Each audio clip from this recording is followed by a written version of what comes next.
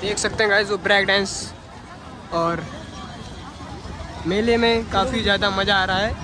Guys अभी भीड़ तो बहुत ही कम है, वहाँ पे काफ़ी ज़्यादा भीड़ थी, और गाइस हम लोग अभी पहले ही आ चुके हैं, तो अभी काफ़ी ज़्यादा भीड़ भी हो सकती है। हमका दिखाओ। देख सकते हैं ये हमारे कुलदीप डांसर भाई। टारगेट रखा है घंटा का ब्लॉग बनाने के, यही मेला का बनाएंगे। चलिए दिखाते हैं गाइस।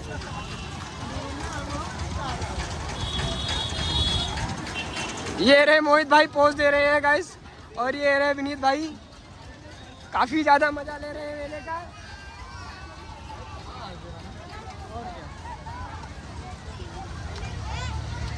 और जिस भी भाई को मेला आना है आ सकता है।